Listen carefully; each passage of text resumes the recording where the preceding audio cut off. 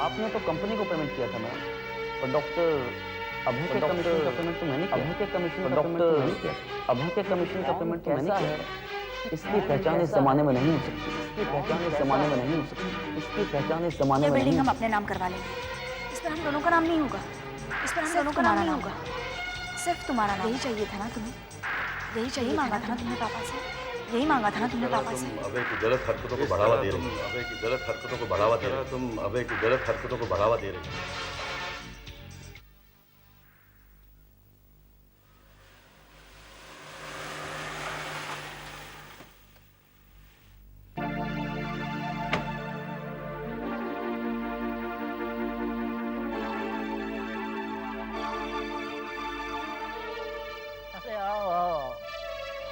धूप में कितनी लाल हो गई है तुम। बियर लोगी? इट्स सो हॉट यार। Just shut up.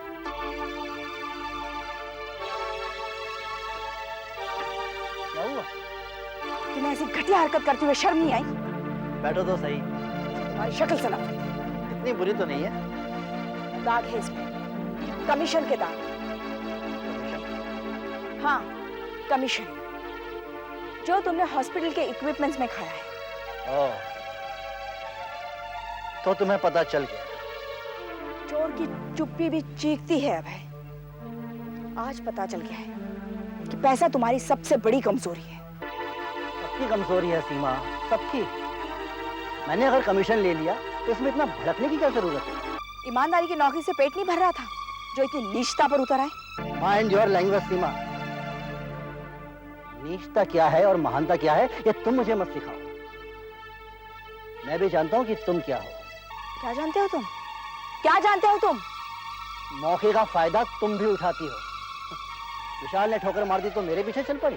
ये महानता है? तुम मेरे पीछे आए थे। मुझे पाने के लिए तुमने नौकरी की थी। तुमने। अरे छोड़ो, तुम्हारे जैसी 10 लड़कियां डॉक्टर अभय के लिए लाइन में खड़ी रहती हैं। आई से शट अप। चिल्लाओ मत। जो लड़की अपना प्यार बदलती है उसे इतनी ऊंची आवाज में बात करने का हक नहीं है। अब अगर एक शब्द भी और तुमने कहा तो ठीक नहीं होगा अभय। क्या करोगी तुम? में बुरा करने की हिम्मत ही नहीं है सीमा। पत्तों से पत्थर नहीं तोड़े जाते मिस सीमा अग्रवाल। तुम तो पत्थर से भी गए गुजरे हो।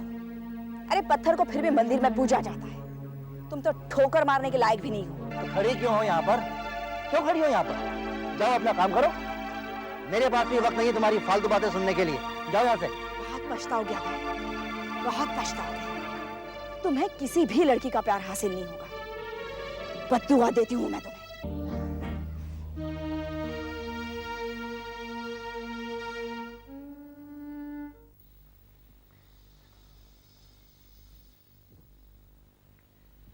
सीमा,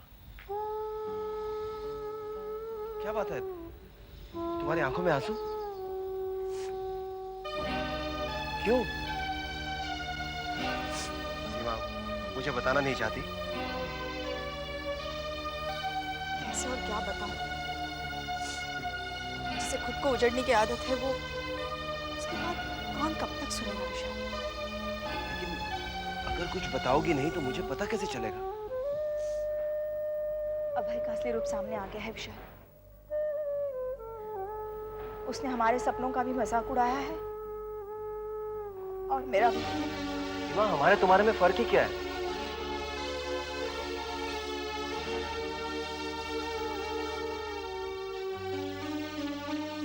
मेरा मतलब है कि हमारा मिला जुला सपना क्या है और तुम्हारे अकेले का सपना क्या है? हमारा सपना ये हॉस्पिटल है विशाल, और मेरा सपना अभय का प्यार।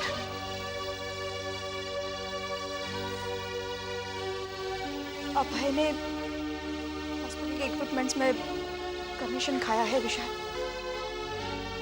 क्या? हाँ विशाल, पैसे की चमक में उसकी आत्मा धुंधली पड़ गई है। उसने मुझसे धोखा किया। प्यार का नाम लेकर अपना लालच पूरा करना चाह रहा है वो। सीमा, मुझे तो अभी भी विश्वास नहीं हो रहा कि अभय ऐसा कर सकता है।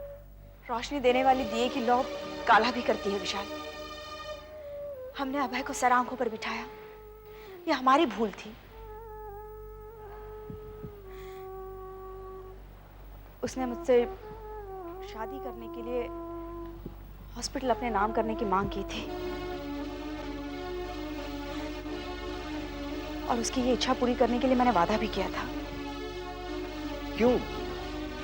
कैसे किया तुमने ये वादा सीमा? इस पर तुम्हारा अधिकार नहीं है। मैं जानती हूँ विशाल, मैं जानती हूँ। मैंने वादा सिर्फ उसे परखने के लिए किया था, क्योंकि मुझे उसकी नीयत पर शक होने लगा था, और मेरा ये शक सच निकला। आज विशाल मैं उसी जगह आकर खड़ी हो गई हूँ जहां तुम्हारे छोड़ने के बाद थी। सही भी है, मेरा भाग्य ही इतना बुरा है कि कोई भी आके मेरा बुरा कर जाता है। टूटे हुए घरों की दीवारें तोड़ने में किसी को दर्द नहीं होता ना।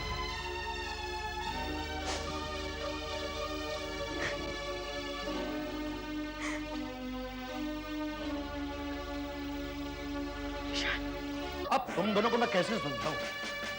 बूढ़े हो गए हो लेकिन अकल नहीं आई। आप हर बार हमें ही क्यों गलत ठहराते रहते हो काकू जी? इसलिए कि तुम दोनों बात ही ऐसी करते हो। अब तुम लोगों ने जो संगीता से कहा, क्या कुछ सुलझे हुए माँ बाप अपनी जवान बेटी से ऐसा कहेंगे? पर काकू जी, जिस तरह से वो शादी के लिए राजी हो गई, क्या वो शक पैदा नहीं करता? किस बात का शक बहू? अविनाश के घर में रह के अनूप के आंगन में झांकने की कोशिश कर रही है वो।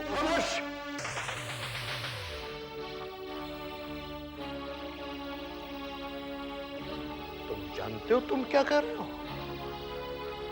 तुम एक तरह से संगीता को चरित्रहीन साबित करने की कोशिश कर रहे हो। चरित्रहीन नहीं कहा काकू जी हमने। सिर्फ कह देने से बात का मतलब नहीं निकाला जाता। तुमने कैसे कह दिया कि संगीता अविनाश के साथ संबंध रखने के बाद अनूप के साथ जुड़ना चाहती है? शादी के बाद प्रेमी से रिश्ता रखने वाली औरत को क्या कहोगे तुम? चरित्रहीन। और संगीता को क्या कह रहे थे? अपने खून पर भी भरोसा नहीं रहा तुम्हें? भरोसा तो संगीता ने खो दिया है काकू जी। जब तक अविनाश और अनूप की पहचान के बारे में उसे पता नहीं था, तब तक वो इस शादी के लिए राजी नहीं थी। पर अब जब उसने हाँ कर दी, तो हमें लगा कि वो अनूप को पाने का नया रास्ता ढूंढ रही है। और तुमने उससे पूछा कि वो अचानक तुम्हारे फैसले पर अमल करने के लिए राजी क्यों हो गई? नहीं। क्यों नहीं पूछा? क्यों नहीं पूछा? बात उस बेचारी की जबान पर आई नहीं कि तुम लोगों ने दलीलें दे दी?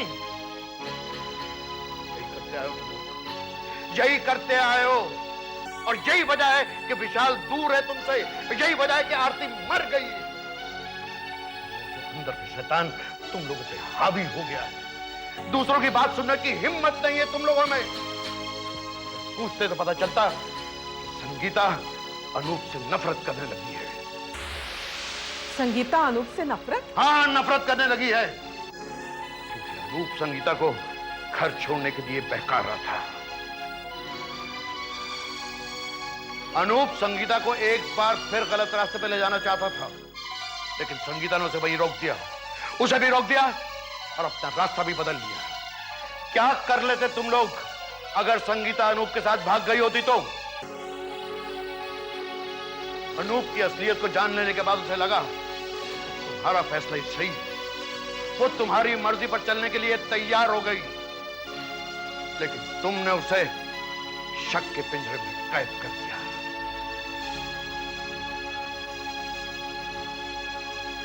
अरे भाग्य पर नहीं तो कम से कम अपने दिए हुए संस्कारों पर तो भरोसा रखो। सूरज की किरणें बादलों में घिर जाने के बावजूद रोशनी देती हैं। अपनी संतान को पहचानो, पहचानो अपनी संतान को। वरना आज तक जो सोचते आए हो ना, एक ना एक दिन वो होकर रहेगा।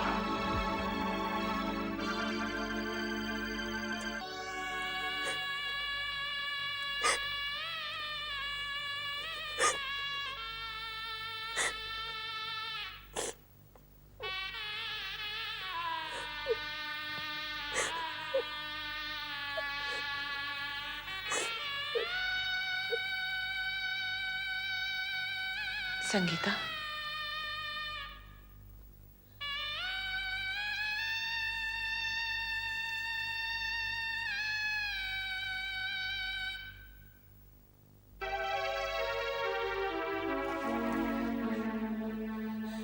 अब कौन सा नया लड़का देखा है आपने? तुझे समझने में भूल हो गई बेटे। मैं बेवकूफ अपनी ही कोख पर कलंक लगाने चली थी। हम इन्हें बड़ा किया और हम ही पहचान खो बैठे।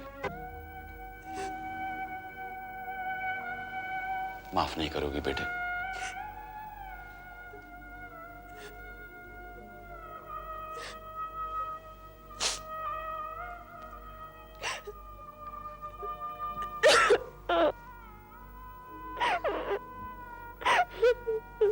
कभी कभी बड़ों को भी छोटों से सीखना पड़ता है ना।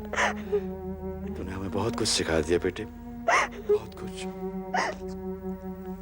I'm sorry बाबूजी, I'm sorry। Good morning. तुम इतना सब कुछ हो जाने के बाद तुम्हारी यहाँ आने की हिम्मत कैसे हुई? चोरों में ही तो हिम्मत होती है मैडम। शरीफ लोग तो दुबक कर बैठ जाते हैं। मुझे मजबूर मत करो कि चपरासी को यहाँ बुलाकर मैं तुम्हें जबरदस्ती बाहर निकालूंगा। उसकी कोई जरूरत नहीं मैडम। मैं यहाँ रहीम की दिखाने नहीं आया हूँ। ये लीजिए मेरा रेजिग्नेशन। वैसे होना तो ये चाहिए था कि सबके सामने मैं तुम्हें बेइज्जत करके यहाँ से बाहर निकालूंगा। जो तुम कर नहीं सकती क्योंकि तुम एक शरीफ लड़की हो और मुझसे प्यार करती हो। उसी का तो फायदा उठाया तुमने। दिल को बहलाते रहे, जिंदगी को छलते रहे। वही अच्छा था जो तुमसे दूर भागती थी मैं। It doesn't matter. It's never too late. कभी कभी देर से अकल आती है। जो आ गई है ना, यानी टेंशन खत्म। तो मैं सीमा अग्रवाल, मैं जा रहा हूं, मगर जाते जाते एक बात कहना चाहूंगा। मैं बुरे वक्त का साया बनकर तुम्हारे साथ रहा, तुम्हारी खुशियों को लूटा मैंने, मगर अब भी तुम्हारे पास तुम्हारा सब कुछ है। तुम चाहो तो किसी और में अपनी खुशियां महसूस कर सकती हो। तुम्हें यह बताने की जरूरत नहीं है कि मुझे क्या करना होगा। अगर तुम जानती हो तो मेरे बारे में कभी सोचना मत, और अगर सोचना तो मेरे फरेब के बारे में सोचना। तुम्हें नई मंजिलों की तरफ बढ़ने में आसानी होगी। बाय।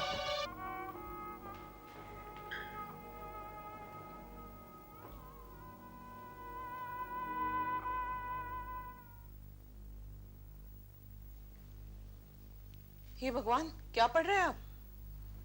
गीता। बैरागी बनने का इरादा है क्या?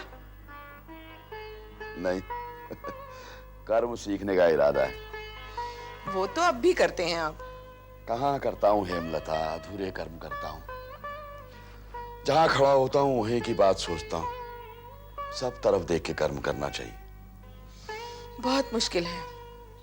एक आदमी हर जगह की बात कैसे सोच सकता है? हेमलता, इसीलिए तो गीता पढ़ने का मन हुआ। हम अपने रीति रिवाजों, अपनी परंपराओं के बारे में ही सोचते रहे। हमने ये नहीं सोचा कि संगीता क्या सोचती है। तुम्हें नहीं लगता हमें अपनी संगीता पर गर्व करना चाहिए? लगता तो है, लेकिन फिर तो आपने गीता नहीं रामायण पढ़नी चाहिए। क्यों? क्योंकि गीता में वही लिखा है जो आप और हम करते रहे हैं। हम उसी पल का धर्म निभाते हैं जो हमारे सामने है। रामायण में पल का धर्म भी है और आने वाले कल का धर्म भी। आप क्या करना चाहते हैं? मैं तो कल ही सुधारना चाहूंगा। तो हाथ पर हाथ रखकर क्यों बैठे हैं?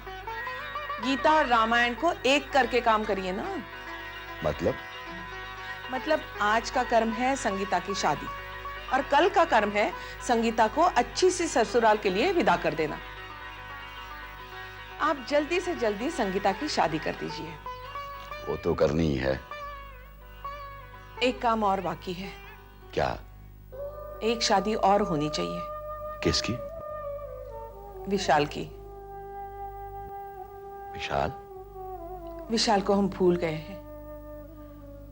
संगीता को उसके घर भेजना है तो विशाल को अपने घर लाना नहीं चाहिए।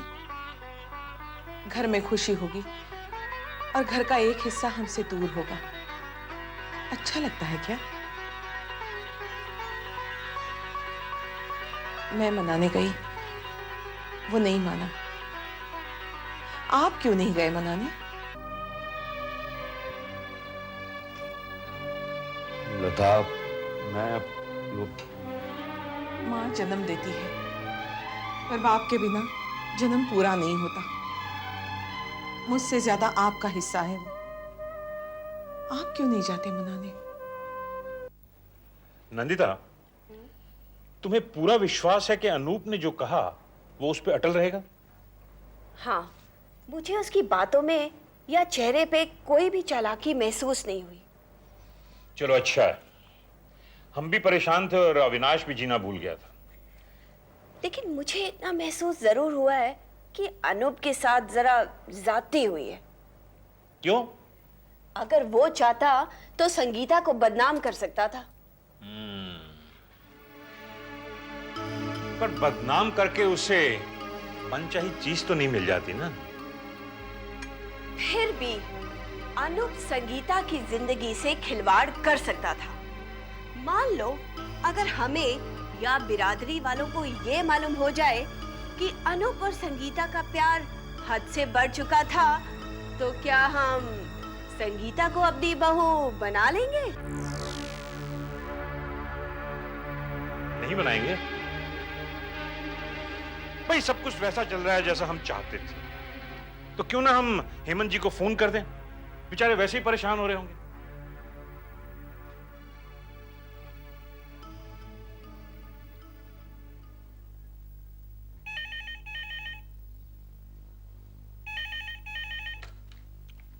हेलो। सॉरी हेमंत जी, आपको मेरी वजह से परेशान होना पड़ा, मगर मैंने कहा था ना इंतजार करना अच्छा है, सो अच्छा ही हुआ।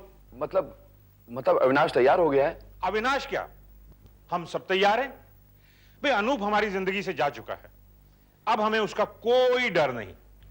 डर तो आपके दिल से निकलना चाहिए था यशवंत जी। वो निकल गया तो अनूप कुछ नहीं कर सकेगा। जी हाँ, वो तो ठीक है। अब आप शादी की तारीख पक्की करके हमें फोन कर दीजिएगा। ये तो बहुत अच्छा हुआ, मेरे दिल से एक बोझ उतर गया। भाई हम भी तो बोझ से मुक्त हो गए। मैं तारीख पक्की करता हूं Yashwant ji. Thank you very much. Nandita ji, आपका भी थैंक यू।